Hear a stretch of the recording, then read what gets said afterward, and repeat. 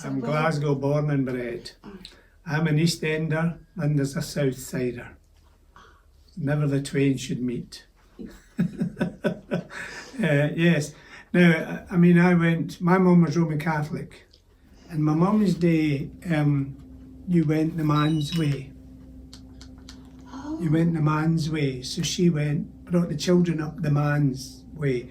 Now, my dad was never a church goer, but my mum was a chapel goer. She gave it up. She stopped going to the chapel because she didn't want to give a mixed message. So, and she ensured we were at Sunday school. We were always out there at Sunday school until, as I say, we fell away. And I say to people, I got my religion from my dad. He was Church of Scotland, or not Church of Scotland, but he was Protestant. I hate the word. And my mum was Roman Catholic. So I got my religion from my dad and my faith from my mum. I don't mean a Roman Catholic faith.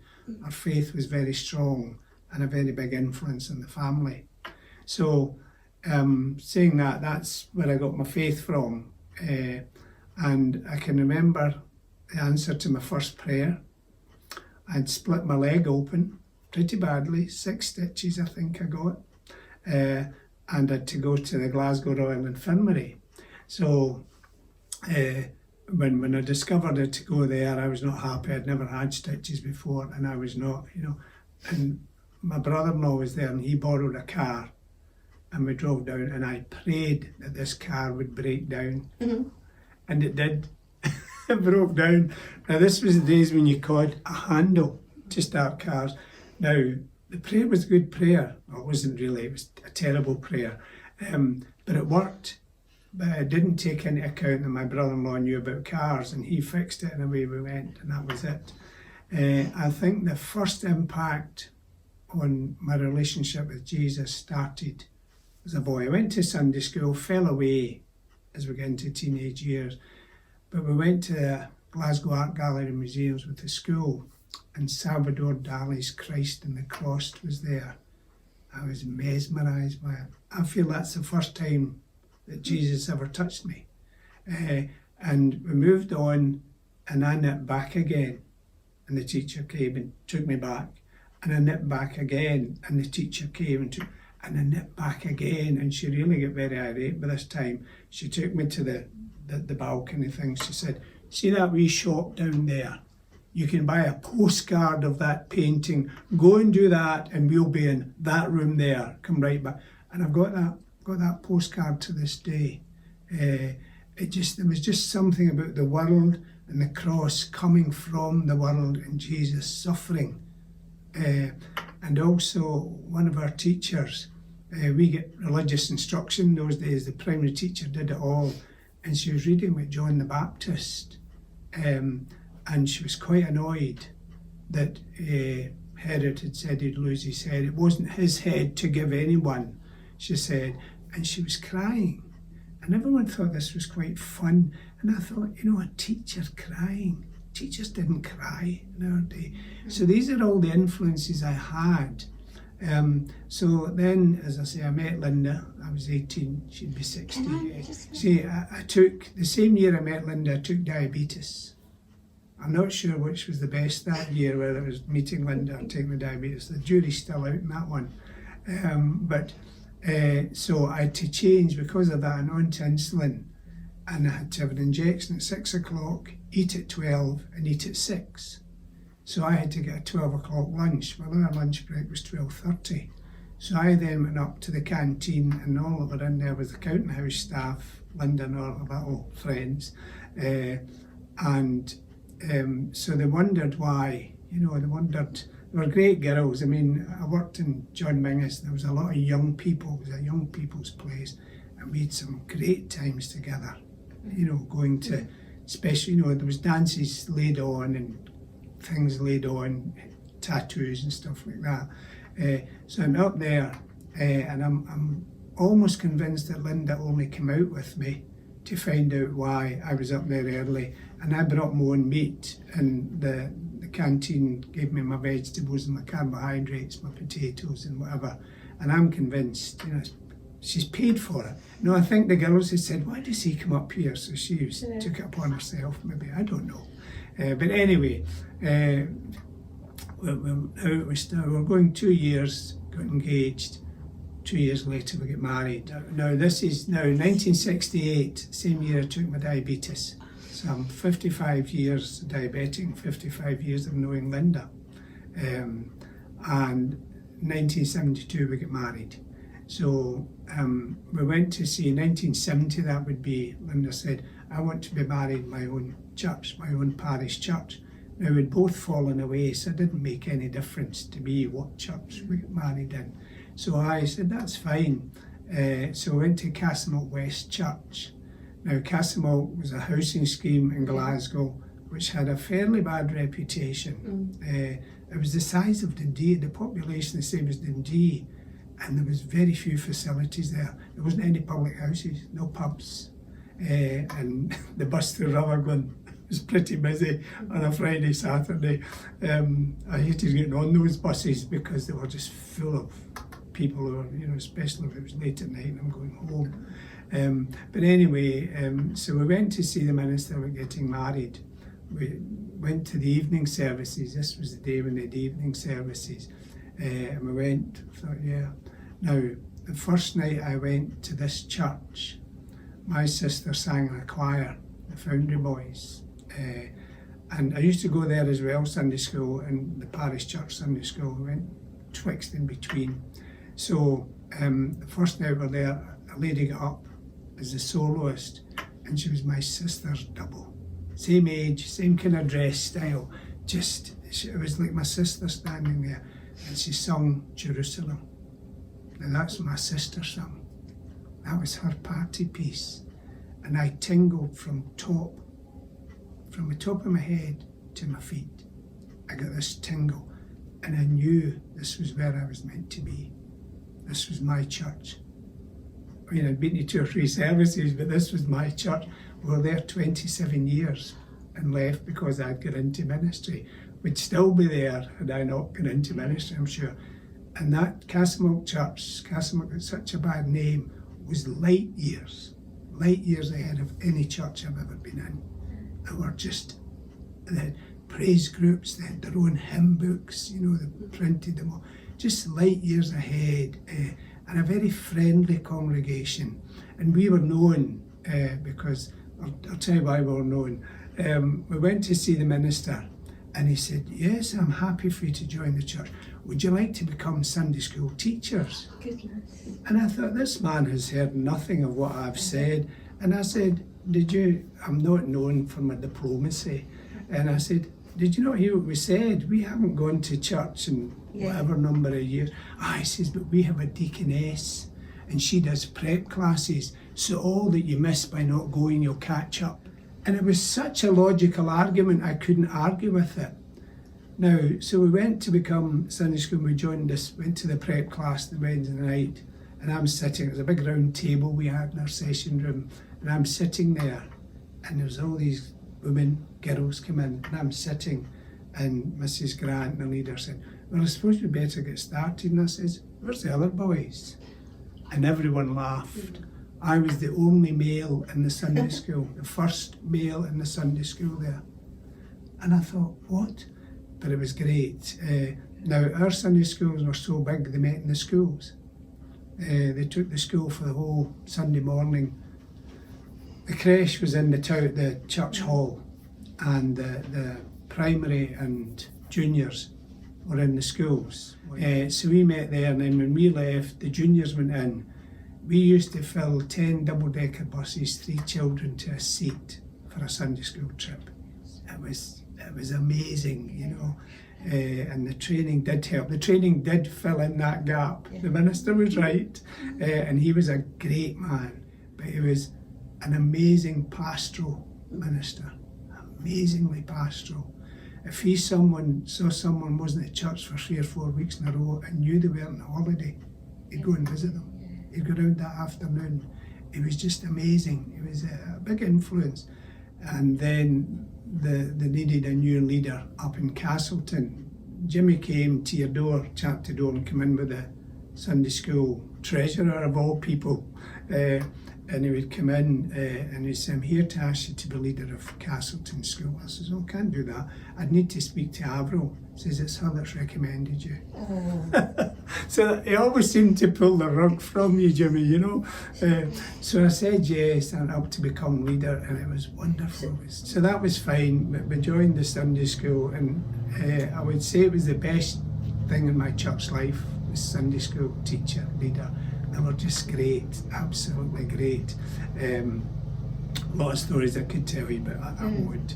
But anyway, so then we got married and we bought a house in Cathcart to be near the church. Now in those days, most folk that get married went to East Kilbride from Castlemilk. And I'm sitting at the table with Jimmy Miller. In fact, we went to say we're getting married, and I said it'll be 4 o'clock. Why 4 o'clock? I says, because I have to have my tea. You know, a certain time. A certain time. And he said, no. He says, we'll make it 5 o'clock. He says, then I can come to your reception. I can't come if it's 4 o'clock and I've got another wedding after it. And I said, what? I says, you're sure you're getting an invite? He says, oh, I'm coming. So he's sitting next to me and he said, why did you bought the house in Homley Road? Why was that? I says, to be near the church. So then he, you know, and I hadn't written a speech. I had it all in my head, and Jimmy kept saying to me, see how good the grannies look, see how nice the grands are looking, oh, how lovely they're looking. And I stood up and said how lovely the grand were looking. Used to Mr. and Mrs. Sloan. I sat down again, that was about my speech. It totally, and I said, you spoiled that for me. But he stood up and he'd been talking to me. I says, oh, we've got the house to be near the church. And he said, you know, he stood up and he took me unawares and he said, it's so refreshing to have a couple who are buying a house, moving into a house near the church, near their own church, and not moving away. And I'd never thought it like that. I thought, we just did that because that was the natural thing to do.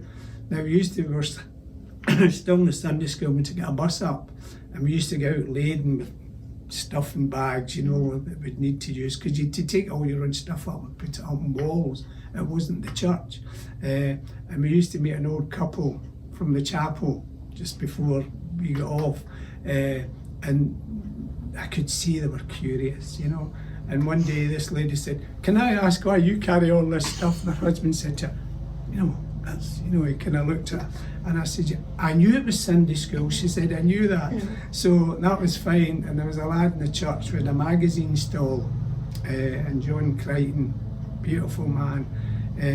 We would put all the stuff behind his magazine stall. And he said one day, I'm going to charge you storage for this. So we gave him an Easter egg every year. And the first one we gave him, we were so embarrassed. Oh, you didn't need it. I says, no, an Easter egg, that's it for the year. That's us paid for the year. And there was just, I mean, I did everything in that church. So I went to elders training classes in Renfield Centre. And they were great. I became an elders tutor. And I was younger than any of them. You know, all the other tutors were a bit more mature than I was. And sometimes you would have someone saying something to you, and I felt as if they were pinning me down, you know, because I'm so young. But at the end of the course, the leader of the group relations would come, or someone would come and assess you. You were always assessed. And they would ask people, and they would say, you know, so-and-so, you know, and they knew that, you know, their name was very complimentary about you. And I thought, he's giving me nothing but a hard time. What do you mean complimentary? But I worked in electrical wholesalers, and that was another great job. I mean, I've been very fortunate.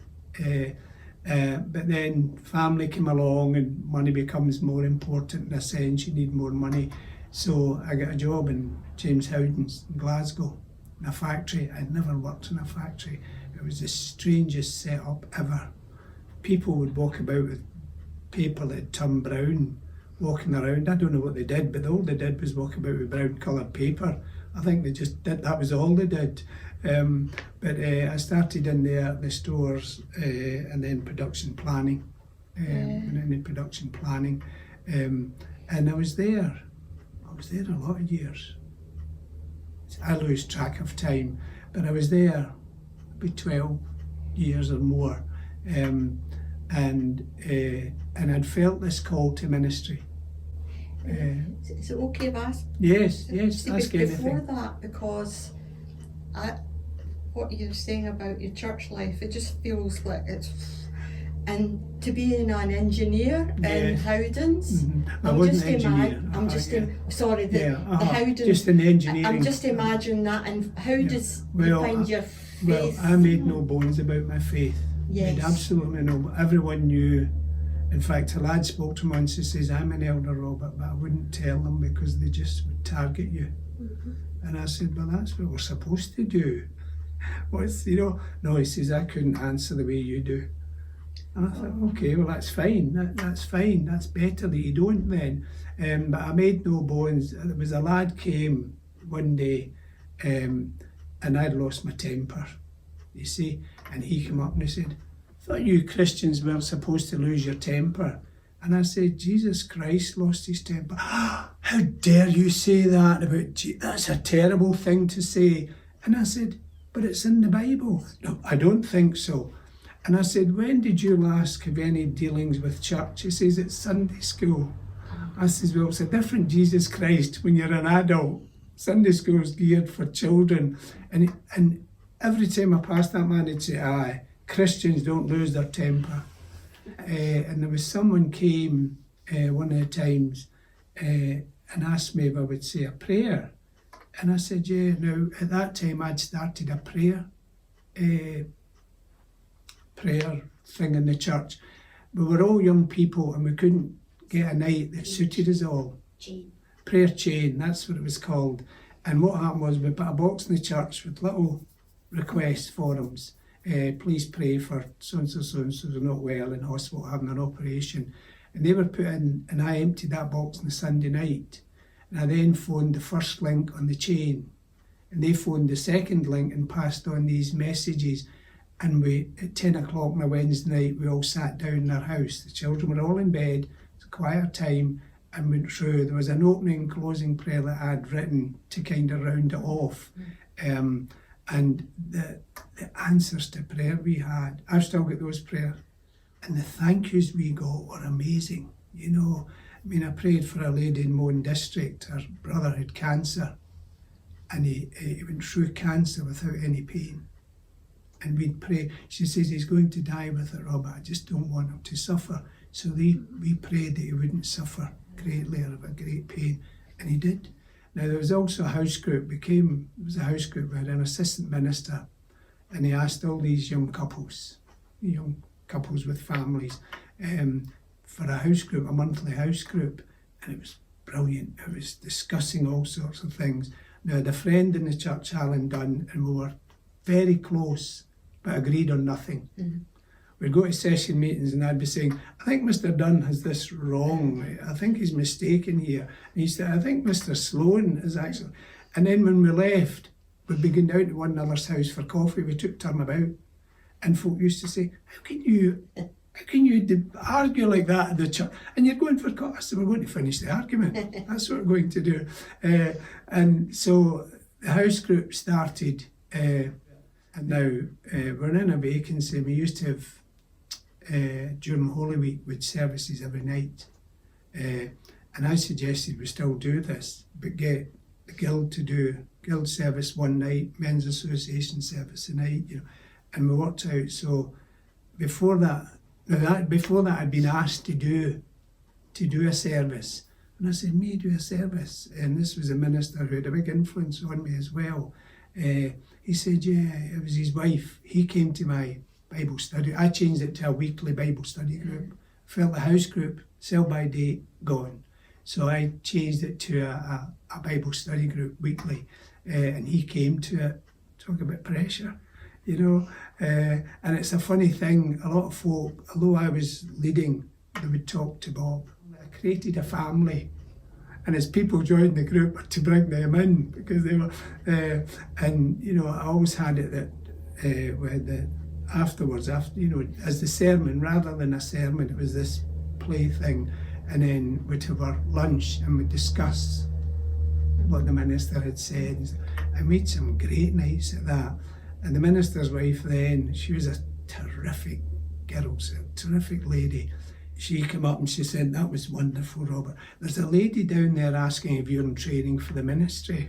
Oh. I says, "Is that right?" I said, "Well, I'm not. No intention to become the minister." So that was fine. I did that for a few years, and then there was a vacancy, and I continued it. We continued, and I got the guild involved, and the men's association involved, the youth, the Sunday school, and we all took a turn at doing it, you know. And it was so good because it was so varied. You know, the family had gone by this time. I said, "The family's gone." I never kept a note of them. They were all thrown out, they were rubbish. So we did that during the vacancy. And I felt a call to ministry prior to that. And I said to Linda, "I think I'm being called to ministry." And she says, "Robert, you're far too old." Now I was 40, maybe, round about 40. She says, "You're far too old." And it's funny how God works. In the work, our shop steward was giving up, and there was a lad put his name forward. He'd had his out and strike every 10 minutes. He just was so ballsy, to be honest, you know. So I put my name forward, hoping that the shop steward that was leaving would come back in when he saw these two candidates. He'd think, "Oh, for goodness sake." And he'd come back in, and he didn't, and I was made shop steward. I had no interest in unions, no interest whatsoever. So I had to go to a day release class to become a shop steward. And when we went for teas and lunches, there was an awful lot of people my age there. So I used to go and, "Can I join you?" And I'd sit down and I'd say, "Why are you here? What are you doing?" "It's better than brew money, better than the unemployment money." Yeah. And it was just, I mean, I didn't learn anything great about it. Well, I learned a bit, but not that I was interested. But it showed me that there was older people in education. Education. And I thought, you know, maybe Linda's not quite right here. Maybe